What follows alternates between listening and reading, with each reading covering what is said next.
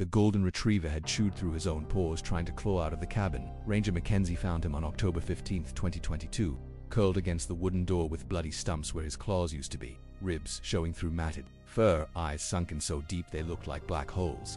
The dog weighed 31 pounds when they pulled him out. 3 weeks earlier, he had weighed 78 pounds. Behind him on the cabin wall, written in what forensics later confirmed was human blood, someone had smeared the word help in letters 18 inches tall. The man who wrote it was never found. Garrett Holloway was the kind of hiker who carried 3 backup maps and marked every stream crossing with GPS coordinates. He had climbed 47 peaks across 7 states without a single emergency call. His gear list was printed and laminated, his emergency contacts memorized, his route plans filed with park rangers 3 days before every trip. When he left Boulder on October 1st to hike the Sangre de Cristo Mountains, he told his brother he would call from the trailhead parking lot at 6 p.m. on October 4th. The call never came. The search teams found his truck exactly where he said it would be. His keys were in his pocket. His wallet held $247 in cash and a credit card that showed no activity after October 1st. But Garrett Holloway and everything he had packed for the trip had vanished into 2,100 square miles of wilderness without leaving a single trace. The Sangre de Cristo Range kills more hikers per year than any other mountain system in Colorado. The peaks rise straight up from 8,000 feet to 14,000 feet in less than 3 miles. Weather changes happen in minutes, turning sunny afternoons into whiteout blizzards that drop temperatures 40 degrees in an hour. Rock slides wipe out trail markers. Creek beds flood without warning, but experienced hikers know these dangers. Garrett had hiked these exact trails 6 times in the past 4 years. Search and rescue teams deployed within 8 hours of the missed check-in call. They found Garrett's planned route marked clearly on his map, left in the glove compartment of his truck. Day 1 covered the first 12 miles of trail. Day 2 pushed search teams up to treeline at 11,800 feet. Day 3 brought in helicopter crews who scanned every visible surface for miles in every direction. Dogs trained to track human scent found nothing. Thermal imaging detected no heat signatures. Ground teams checked every cave, every shelter, every known camping spot along a 50-mile radius. After 7 days, the official search was called off. Garrett Holloway had simply disappeared. Hunter Jake Morrison was tracking an elk through dense forest 8 miles off the main trail when he smelled death. The stench hit him from 200 yards away, sweet and thick enough to taste. He followed the smell through a grove of aspen trees that opened into a small clearing. In the center sat a wooden cabin that wasn't marked on any map. The door hung open. The smell poured out like smoke. Morrison pulled out his rifle and approached slowly. The cabin was maybe 12 feet by 12 feet, built from hand-cut logs that looked decades old. No power lines ran to it. No road led anywhere near it. Whoever built it had carried every piece of wood and every tool through miles of wilderness on their back. The door had been clawed from the inside. Long gouges cut deep into the wood grain. Blood stained the threshold in dried brown streaks. Inside the cabin, Morrison found hell. The golden retriever was barely breathing. His fur had fallen out in patches. His tongue hung black and swollen from his mouth. He had eaten his own tail, down to the bone, trying to stay alive. Scattered around him were pieces of chewed leather that Morrison realized were parts of hiking boots. The dog had eaten every scrap of organic material he could find. Even the wooden floor showed bite marks, where desperate teeth had tried to find nutrition in dead timber. Morrison called 911 from his satellite phone at 11:47 a.m. The rescue team that extracted the dog found something else that made their hands shake as they photographed the scene. Carved into the wooden wall opposite the blood writing, someone had scratched numbers 1, 2, 3, 4, 5, 6, 7, 8, 9. Each number was crossed out with a deep scratch mark. Next to the numbers, carved in the same frantic handwriting, water gone day 3, ankle broken day 5, dog won't leave. The dog survived. Veterinarians at Denver Animal Hospital worked for 6 hours to stabilize him. They found no identification. Chip, no collar, no tags. His teeth matched the bite marks on the cabin walls. DNA tests on the chewed leather confirmed the fragments came from size 11 hiking boots, the same size Garrett wore. But when authorities ran the dog's description through missing pet databases, they found nothing. No one had reported a golden retriever missing anywhere in Colorado. The blood on the wall was human, typo positive, the same as Garrett Holloway. But the DNA analysis took 3 weeks to complete, and the results created more questions than answers. The blood contained cells from 2 different people. One sample matched Garrett's DNA from hair found in his truck. The other sample belonged to someone who wasn't in any database. Someone who had never been arrested, never served in the military, never given DNA for any legal proceeding anywhere in the United States. Investigators tore the cabin apart looking for more evidence. They found scratches in the wooden walls that formed letters. Can't move. Something outside won't let me out.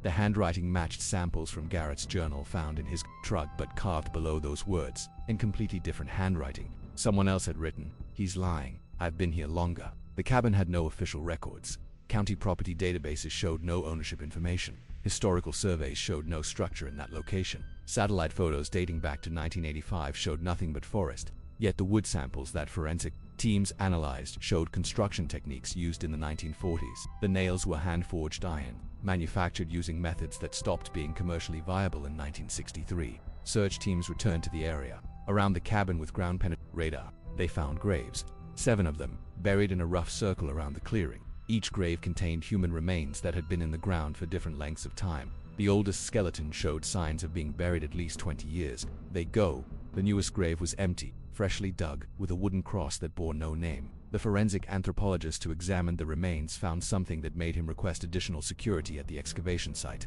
Every skeleton showed the same cause of death: blunt force trauma to the base of the skull, delivered by something heavy and cylindrical, a hiking stick, or a baseball bat, or a piece of rebar. The killer had used the same weapon for 20 years, striking from behind with enough force to shatter cervical vertebrae. But that wasn't the worst discovery. Inside the cabin, hidden under loose floorboards, investigators found a leather journal wrapped in plastic. The entries started in March 2001 and continued through September 2022.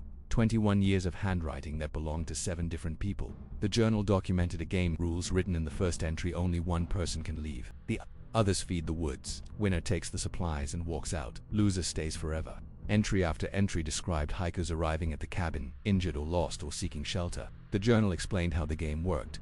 2 people enter, both are hurt, both need help, both are running out of food and water.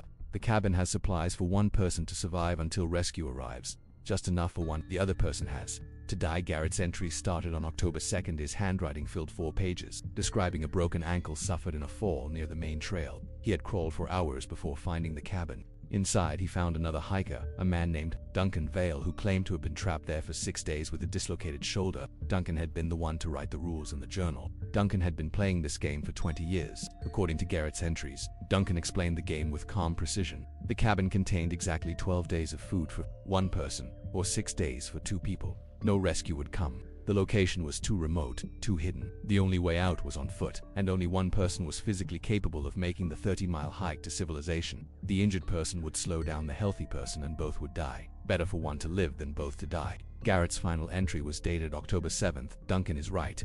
We both can't make it, but I won't kill another person. I won't play his game. I'm writing this so people know what happened. Duncan thinks he's going to outlast me, but I have the dog. I have something to fight for. When I'm too weak to write anymore, I'll use my blood to mark the wall. Someone will find us, someone will understand. The handwriting stopped there, but penciled below Garrett's final words. In different handwriting, Duncan had added one more entry. Day 12. Garrett died in his sleep. Peaceful. I win again. Moving the body outside for the woods to take. The dog won't stop howling. Might have to deal with him too. New game starts when the next hiker shows up. Always another game. Duncan Vale had no official existence.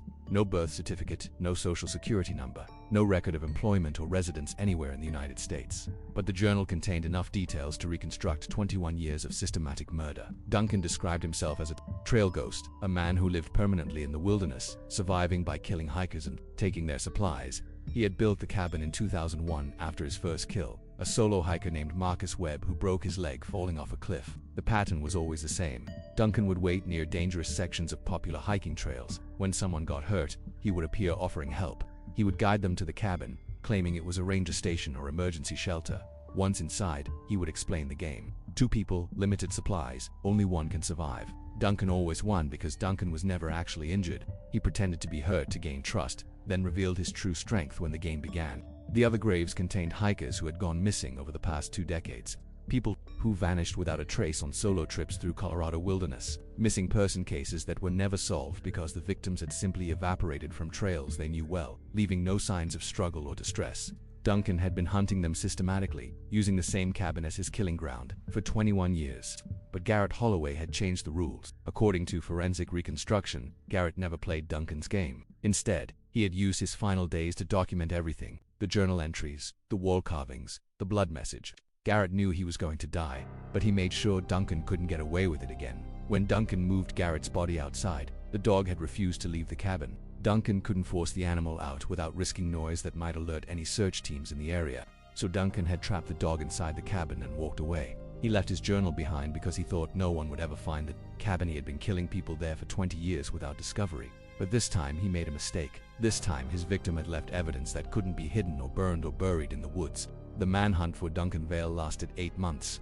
FBI teams tracked him through wilderness areas across 4 states. They found campsites where he had stayed, evidence of recent kills, shelters he had built and abandoned. Duncan lived like an animal, carrying everything he owned in a single backpack, sleeping in caves and hollow trees, surviving off supplies stolen from his victims. The investigation revealed the true scope of Duncan's hunting pattern. He moved in a clockwise circle through the Rocky Mountain wilderness, completing 1 full rotation every 18 months.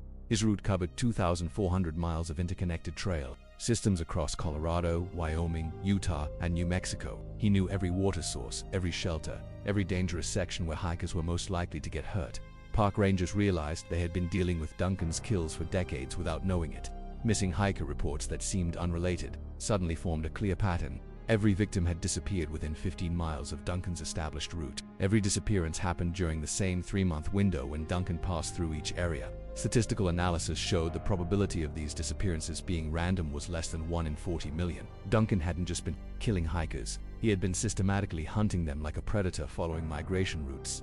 The FBI created a map showing Duncan's movement pattern overlaid with missing person reports from 1990 to 2022. The correlation was perfect. 32 years of data showed Duncan had been active much longer than anyone realized. His first confirmed kill wasn't Marcus Webb in 2001. It was a solo hiker named Timothy Reeves who vanished in August 1990 on the Continental Divide Trail. Duncan had been playing his game for over 3 decades. Field teams discovered that Duncan had built 13 different cabins along his route. Each one was hidden in locations that couldn't be seen from any established trail. Each one was stocked with supplies stolen from previous victims. Each one contained a journal documenting the kills that happened there. Duncan wasn't just a serial killer, he was a serial killer with infrastructure. The cabins revealed Duncan's evolution from opportunistic murderer to systematic hunter. The earliest shelters were crude lean-tos built from fallen branches. By the 2000s, he was constructing elaborate log structures with hidden storage compartments and escape routes. The cabin where Garrett died was Duncan's masterpiece, designed specifically for psychological torture. The limited supplies, the isolation, the forced choice between survival and murder. Duncan had spent years perfecting the conditions that would break down his victims' moral resistance. Inside the 13th cabin, investigators found Duncan's complete victim database, 3 notebooks, filled with detailed profiles of hikers he had observed but not yet killed. Names, physical descriptions, hiking patterns, gear preferences, emergency contacts. Duncan had been stalking potential victims for months before making his move. He knew their routes better than they did. He knew their weaknesses, their fears, their likelihood of surviving his game. The notebooks contained profiles for 127 hikers. 89 of them were already dead. 38 were still alive, still hiking the same trails where Duncan had been watching them. FBI agents had to contact each surviving hiker personally to warn them they had been targeted for murder by someone who knew intimate details about their lives. Several hikers immediately recognized Duncan's descriptions of their camping habits and equipment choices. He had been close enough to study them for hours without being detected. Dr. Sarah Chen, the forensic psychologist who analyzed Duncan's writings, discovered something that changed the entire understanding of the case. Duncan wasn't insane. His journals showed clear rational thinking and meticulous planning. He had created a sustainable ecosystem of murder that could continue indefinitely without detection.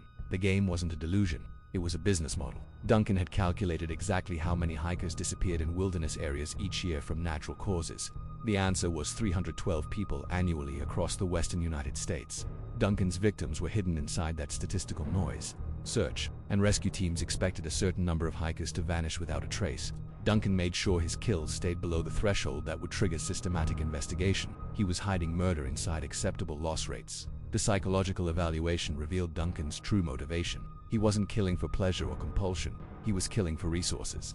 Every victim provided equipment, food, and money that kept Duncan alive in the wilderness. He had turned murder into a survival strategy that allowed him to live permanently off-grid without any legitimate income or support system. Duncan was a predator in the most literal sense, feeding on weaker members of his own species. But Duncan's journals also revealed his greatest fear. He was getting old. His physical strength was declining. His ability to overpower victims in direct confrontation was diminishing. The game with Garrett had almost failed because Duncan could no longer rely on pure intimidation. Garrett had been strong enough to fight back, smart enough to document everything, determined enough to sacrifice himself rather than play Duncan's game. Duncan had been planning to recruit an apprentice. The journals described his search for a younger hiker who could be manipulated into joining his operation. Someone desperate enough or damaged enough to accept Duncan's worldview. Someone who could take over the hunting when Duncan became too old to continue. The notebook profiles included psychological assessments indicating which hikers might be susceptible to recruitment, Investigation teams realized Duncan's capture had prevented something far worse than a single serial killer. They had stopped the creation of a multi-generational murder cult operating in the wilderness.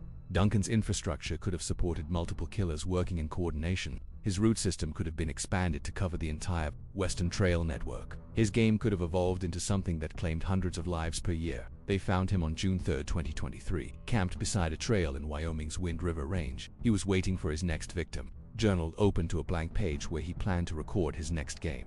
When rangers surrounded his camp, Duncan smiled and asked which one of them was injured. He couldn't understand why anyone would hike into the wilderness unless something was wrong. Duncan's capture almost failed because he had prepared for this moment. His campsite was equipped with 3 different escape routes leading to caves he had stocked with supplies. He carried smoke grenades stolen from military hikers and caltrops, made from sharpened tent stakes that could disable pursuing officers. Duncan had planned to disappear into the wilderness and resume killing from a different location. The only reason the arrest succeeded was because Duncan made one critical error. He had become obsessed with Garrett Holloway's defiance. Instead of fleeing after the cabin was discovered, Duncan had returned to Colorado 3 times trying to understand how Garrett had outsmarted him. Rangers tracked him through security footage from trail access points, waiting for him to surface near the original crime scene. When they finally surrounded Duncan's camp, he wasn't carrying his normal survival gear. Instead, his backpack contained personal items stolen from Garrett Holloway. Garrett's compass, his emergency whistle, his trail journal from previous hikes. Duncan had become psychologically dependent on trophies from his victims, and Garrett's resistance had broken that pattern. Duncan couldn't let go of the one person who had refused to play his game. Duncan Vale was 67 years old. He had been living in the wilderness for 34 years. He had no memory of life before the mountains.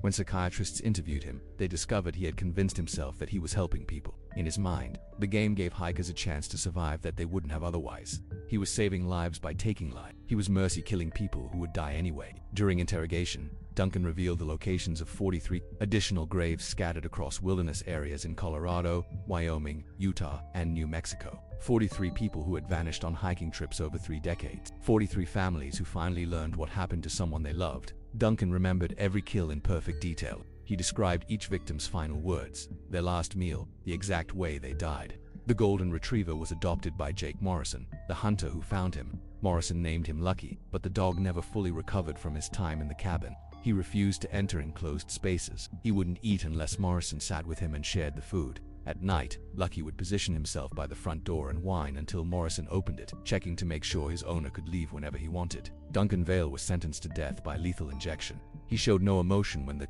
verdict was read. In his final statement, he said, "The mountains decide who lives and who dies. I was just helping them decide faster."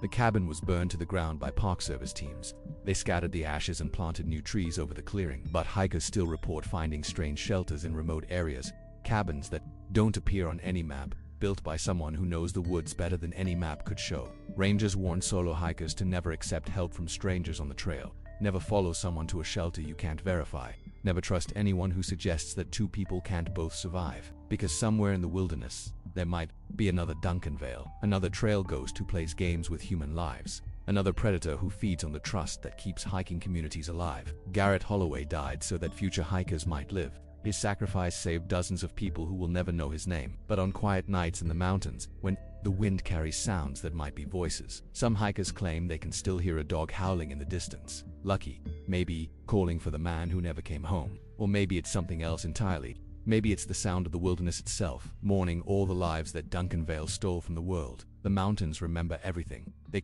remember every footstep, every cry for help, every last breath drawn in the thin air above treeland. And sometimes, if you listen carefully enough, they remember the people who never made it out alive.